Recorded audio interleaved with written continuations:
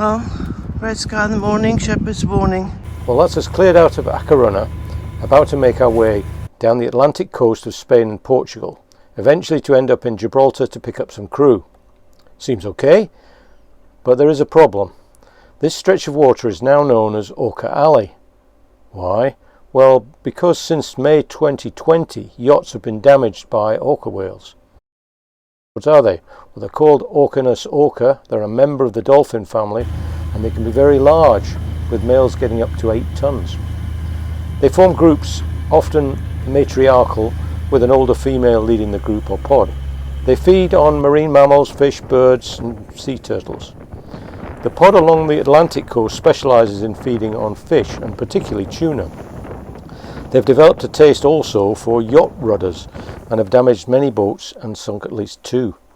So we need to keep our eyes peeled, and if we do see them, have a strategy for escape without damage to us or the orca.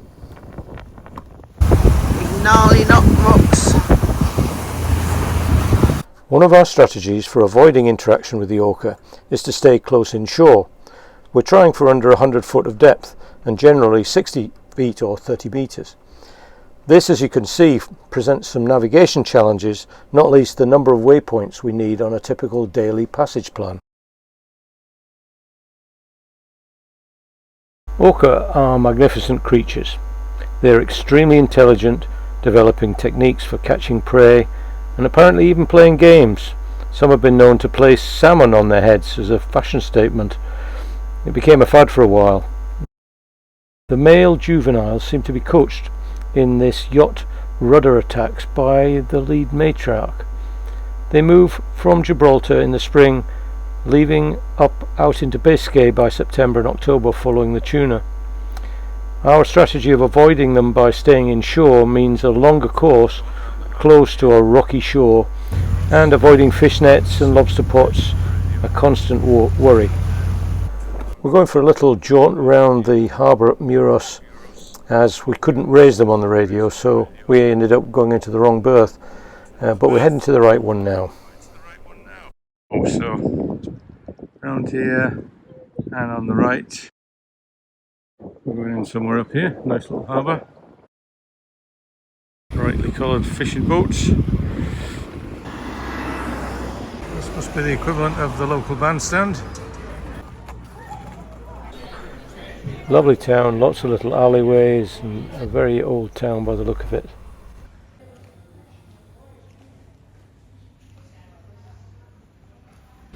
This looks really old. It's been done up, but the frontage of it is fantastic. You can tell how old it is by how low it is below the street level.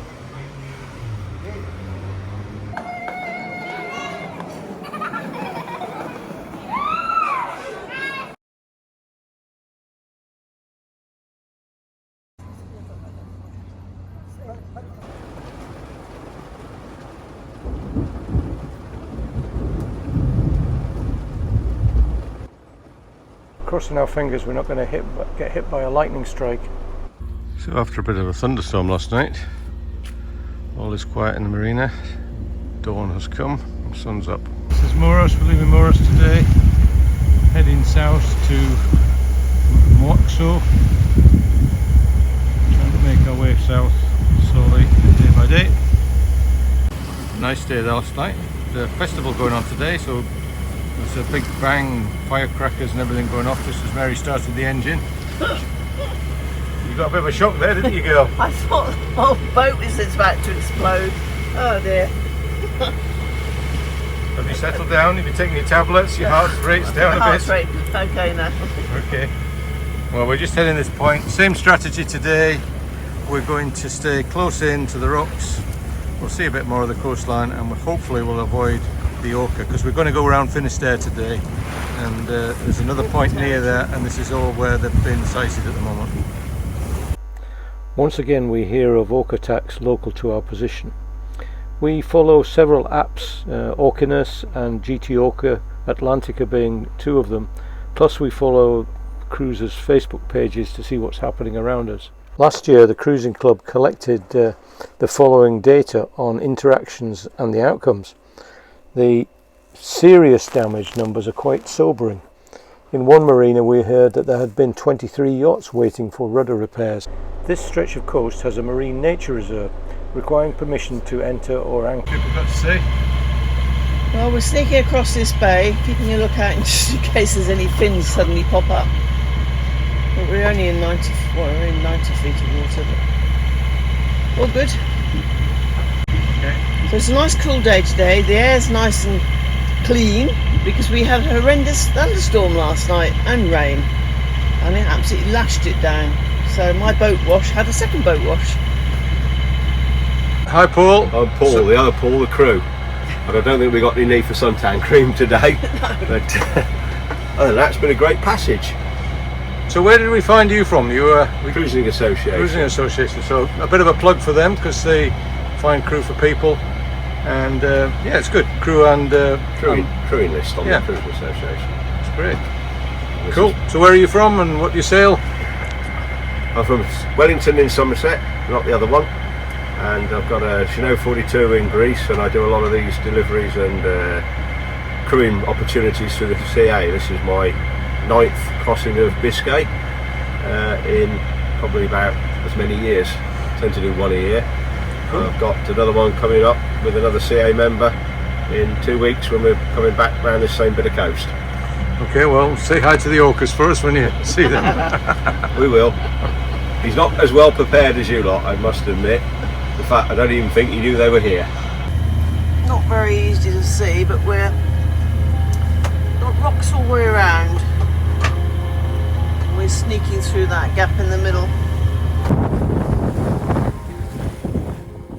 We're coming up on Cabo de la Nave, and it's pretty breezy here with Finisterre next. The BBC Maritime Area Forecasts is named after this cape, one of the big capes feared by sailors over the years. We're in close to the cliffs, which makes the lighthouse perched atop even more spectacular.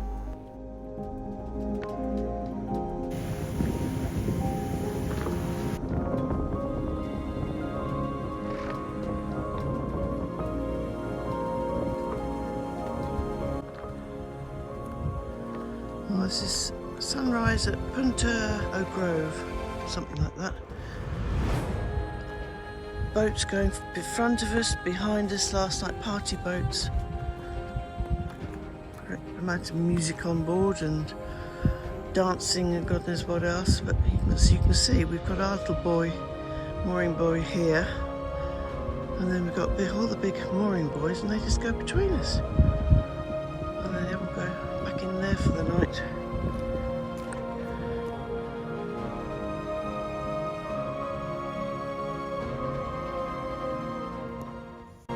Well, we're off again, hugging the coast as you can see from the chart today, and one advantage being the great views of the shore and the magnificent lighthouses all along these coasts. Different shapes, colours and heights. Some served as day marks, others just lights, but the very differences enable sailors making landfall to know exactly where they had arrived. And we had arrived and anchored off Cangas on the north side of the Rio de Vigo.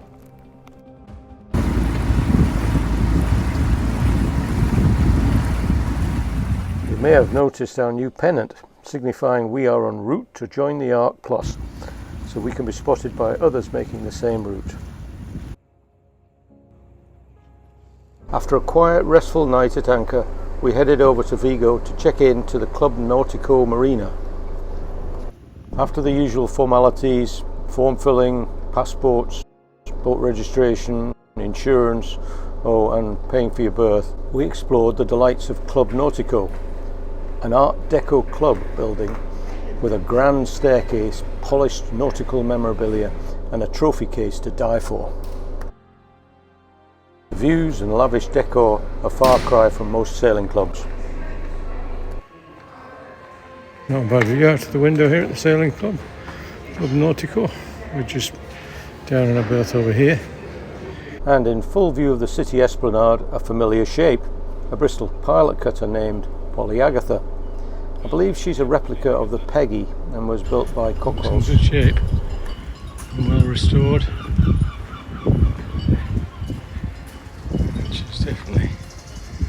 Lots of nice woodwork.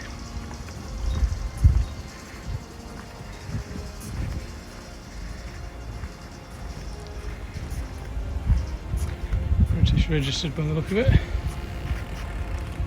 Yeah, it looks lovely.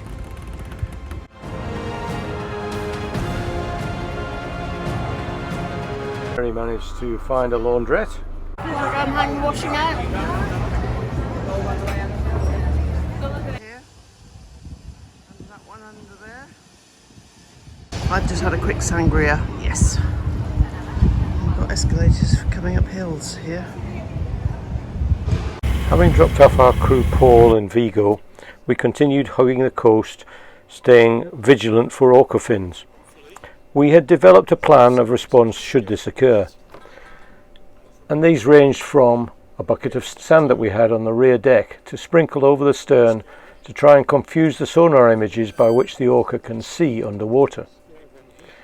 We had constructed a clanger pole to lower over the stern of the boat to be clobbered with a hammer, again to make sound and to confuse and alarm the orca from coming too close. Our final defence, only under extreme direct attack, was to deploy firecrackers.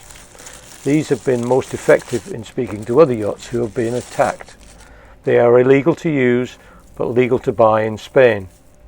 I personally would have found it difficult to use these, but I would say that the governments and scientists have been very slow to respond with any practical and non-illegal deterrents. Their advice is to stop motors, down sails, switch off electronics and lie doggo while the orca continue to attack your boat. A very frightening situation. That's us for entering Bayona. We're just avoiding a Bavaria, French Bavaria that's coming out astern. I'm going to the fuel berth up here to get some fuel. We're one of the Spanish vessels that explored the world. Lots of visitors trip round. Very small, not much bigger than us. Well, we're in Bayona, moored up and ready, and we're just going to go have some lunch and maybe a look at the castle. This is a huge castle, Castello di Monterreal, hailing back 2,000 years. Hot day to be going up the castle steps. But much of its battlement is from the 11th to the 17th century. It also serves as a lighthouse in its day.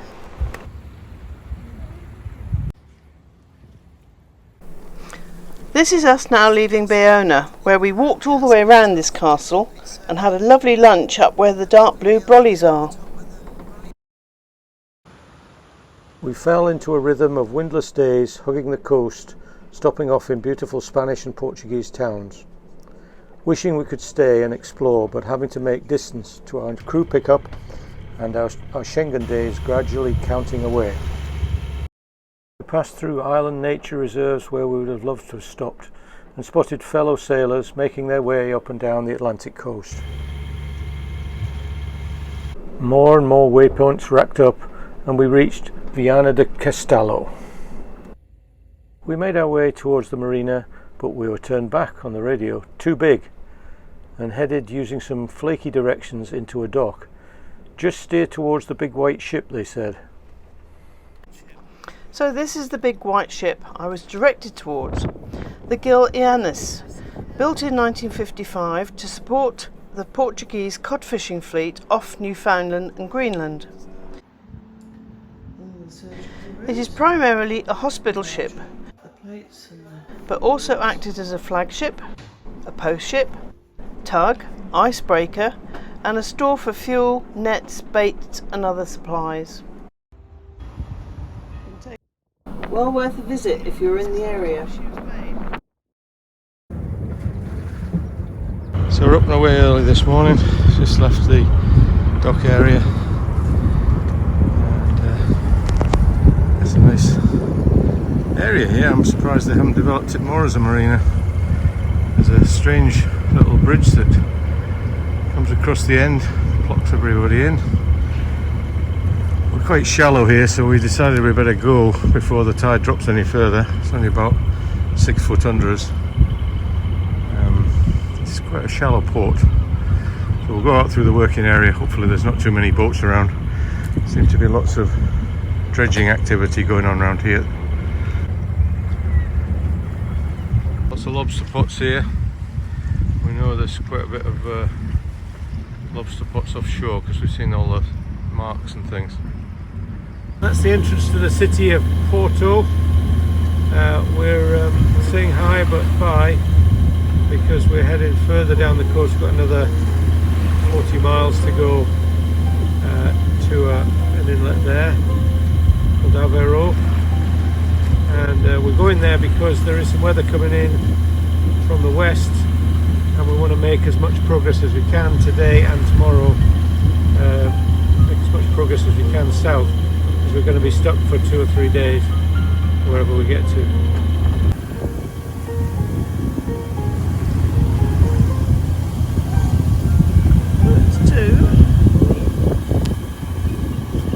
Have some dolphins with us. Another glassy day, not much wind, boats on autopilot, just watching out for crab pots, and heading down the coast of Portugal.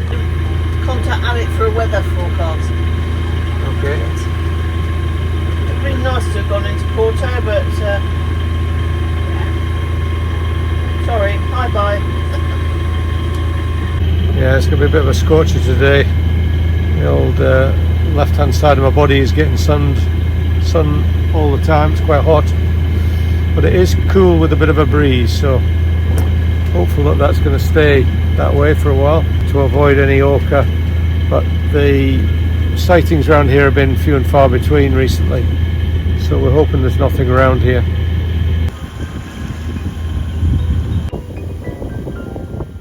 Heading into Figero. There's lots of big traffic around. This one out here looks like he has a lot of fish aboard, judging by the flock of seagulls above him. The first light, and we're just leaving Figero. Fairly industrial port here. We didn't go ashore, we just anchored and had tea last night, cooked it ourselves. Well, as you can see, we're doing 4.3 through the water, but 9.1 over the ground. Well, that clouds would suggest that we've got weather coming in. The temperature and what the crew ate this morning also suggest the weather changing. What are we having for breakfast today? Porridge. Why is that then? Because it's bloody cold. No, because it's cold this morning. It's cold wind. A bit of dampness in the air and a bit of mist. Probably the change of weather coming, I don't know. So that's us approaching Foz.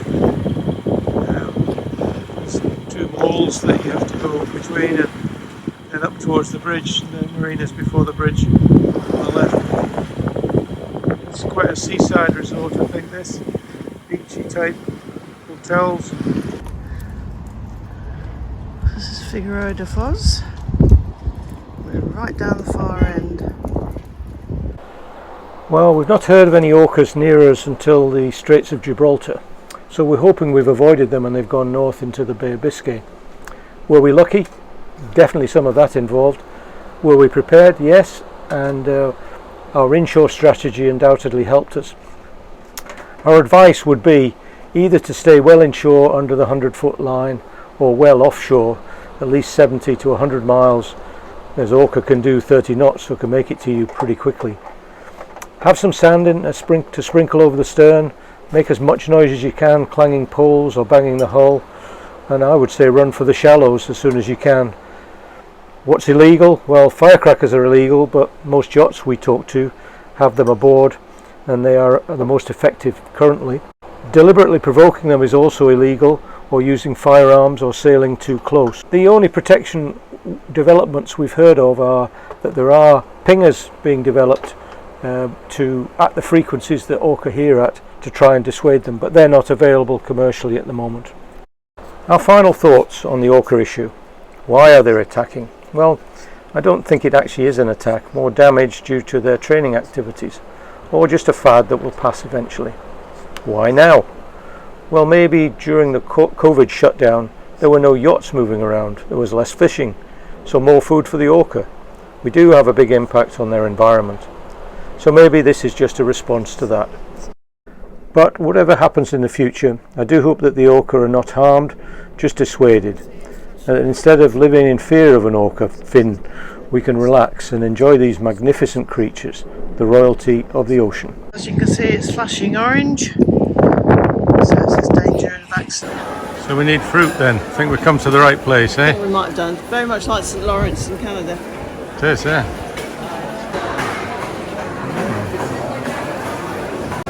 Bacon and cheeses. Fresh bread.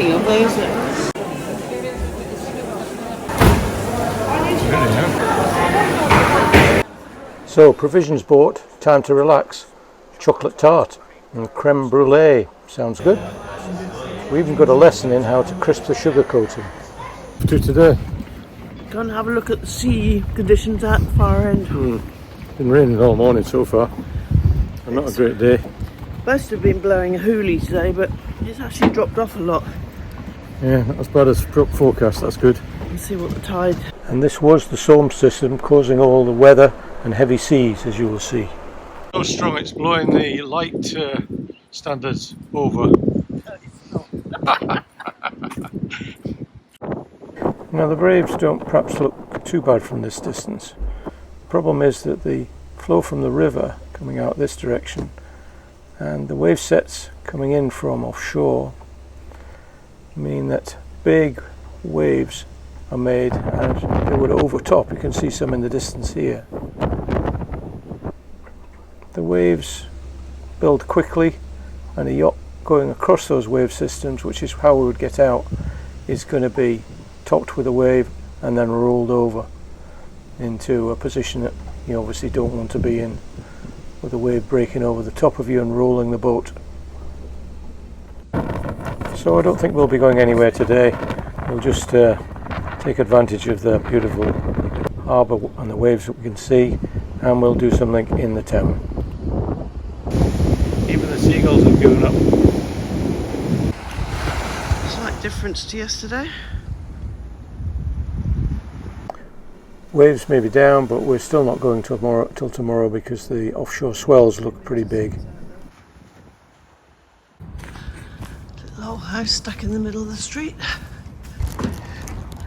Not sure if that trimaran was the one that got into trouble the other day and had one of its rudders chewed. We'll go for an evening meal in the town as the sun begins to set, and we'll be sailing tomorrow. There's a few of us left here still. Hi, hope you enjoyed the video. If you did, please like and subscribe, and hopefully we set out our strategy for dealing with the orcas.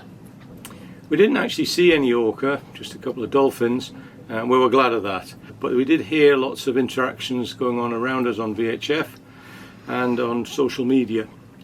We just got clear of the area where the orca were being reported in when we heard of an attack in the middle of the Bay of Biscay. So it's been very stressful, but we consider ourselves very, very lucky. So next time, follow us on our continuation of our cruise south, then as we hit high winds as we go to the Straits of Gibraltar.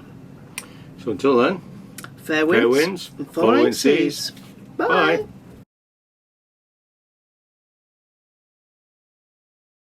I'm too hot. Smile, smile.